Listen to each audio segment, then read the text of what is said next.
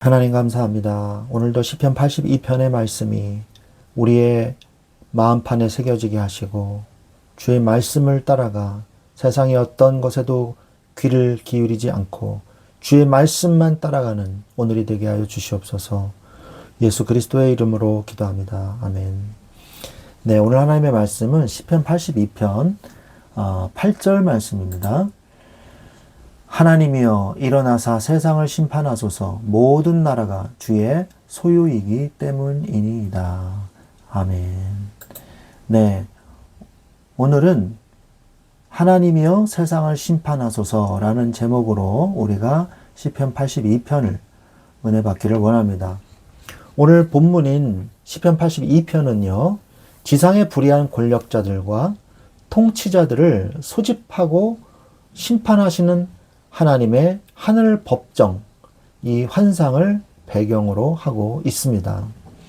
하나님께서는 세상의 재판관들에게 권세를 위임하시면서 가난한 자와 고아, 빈핍한 자들을 보호하시고 공의를 세우라고 명령하셨습니다.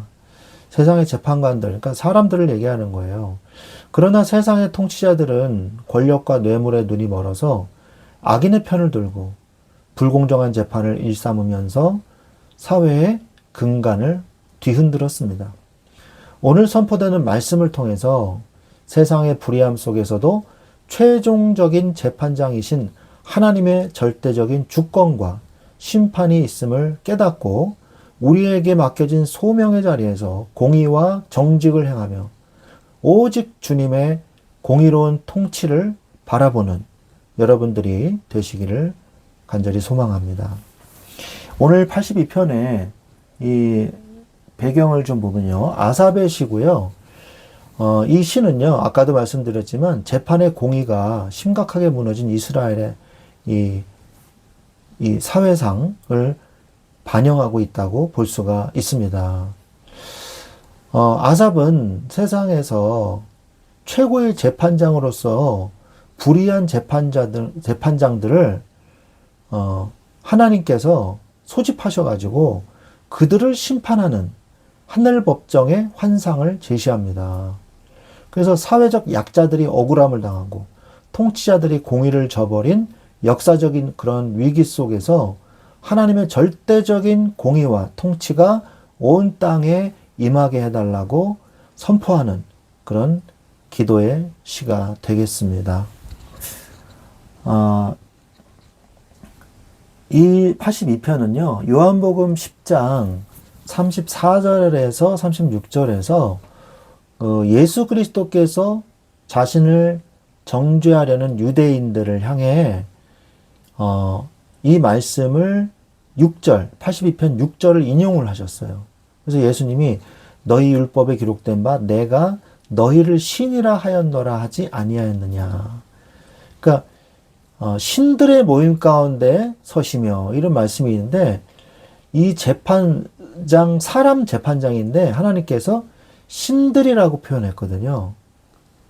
그러면서 내가 하나님의 아들이라고 한 것은 하나님의 대리자로서 말씀을 맡은 자들도 신들이라고 표현했는데 내가 하나님의 아들로서 아들이라고 자신을 말한 것은 신성 모독이 될 수 없다라는 말로 변증하는 이 말씀으로 이 시편 82편을 사용하셨거든요.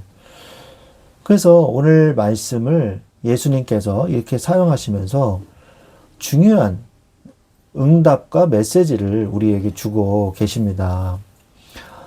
전체적인 내용을 좀 보면요. 전체 1절부터 8절 내용 중에 1절, 2절은 하늘 법정과 불의한 재판장들을 향한 고발에 대해서 말씀하고 계시고요. 3절, 4절은 약자를 위한 공의로운 재판을 명령하고 계시고요. 그리고 5절부터 7절은 통치자들의 무지, 그리고 종말에 대한 선포를 말씀하고 계십니다. 그리고 마지막은 8절은 온 세상을 향한 하나님의 공의로운 재판을 요청하면서 끝을 맺고 있습니다. 우리가 좀 더 깊이 하나님의 말씀을 묵상해 보면 이 불공정한 재판장들, 하나님은 여기서 신들이라고, 이 히브리 성경에 보면은 엘로힘이라고 나오거든요. 복수자잖아요. 신들이라고 말씀을 하고 있거든요. 그 정도로 높은 엘로힘이라고 말할 정도로 재판관, 세상의 재판관들, 왕들, 재판관들 있지 않습니까? 이 사람들을 엘로힘이라고 표현하셨어요. 권세를 위임받은 지상의 재판관들을 마땅히 공의를 수호해야 함에도 불구하고 이들이 타락했다는 것을 성경은 오늘 말씀하고 계십니다. 그래서 재판의 절대적 기준이 되는 하나님의 말씀을 저버리고요.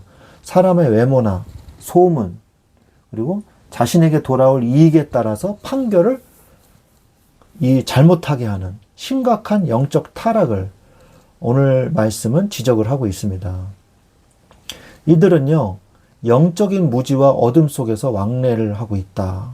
그러면서 사회적 기초와 토를 흔들고 있다. 이렇게 말씀하고 계시죠. 82편 5절에 보니까 땅의 모든 터가 흔들리도다. 그러니까 재판이 얼마만큼 중요하냐. 근간을 흔드는 일이란 말이에요. 잘못하면. 그러니까 하나님께서 이들을 신랄하게 비판하고 계시는 거죠. 그래서 하나님은 어떻게 하십니까? 이들을 그냥 내버려 두지 않으시고 공의와 심판을 행하시는 것이죠. 그래서 일단은 약자를 향한 공의로운 명령을 하십니다. 고아와 가난한 자를 위해서 재판을 하라 말씀하고 계시는 거죠. 3절에 곤란한 자와 비판자에게 공의를 베풀지며 이렇게 말씀하고 계신 겁니다.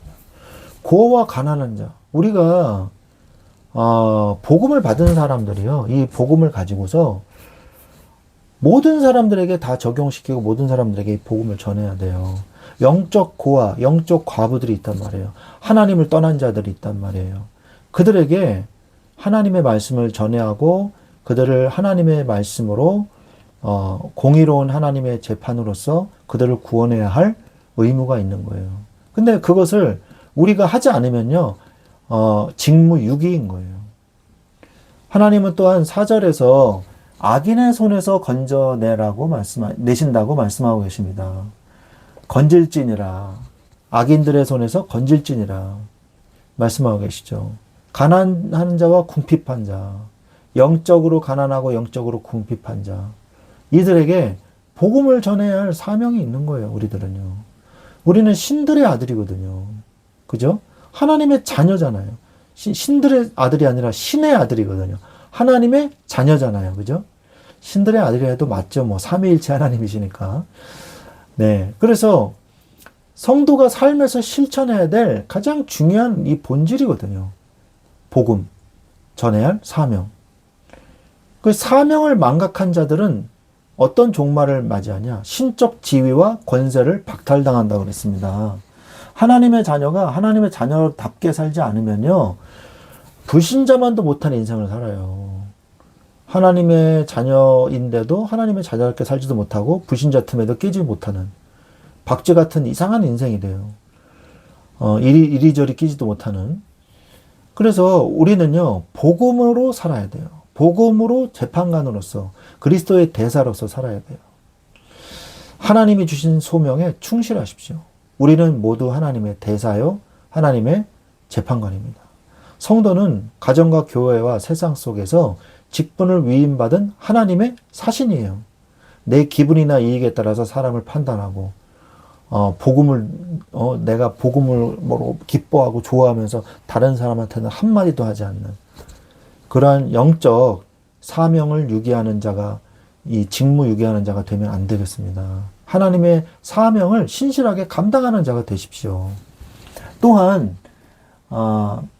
우리는요, 맡은 자들에게 구할 것은 충성이라 그랬어요. 세상의 판단이나 칭찬에 연연하지 말고요, 우리에게 주신 이 삶의 사명을 정직하고 진실하게 행해야 됩니다. 그래서 하나님이 나에게 주신 그 사명이 있잖아요. 그러면 응답받는 거예요.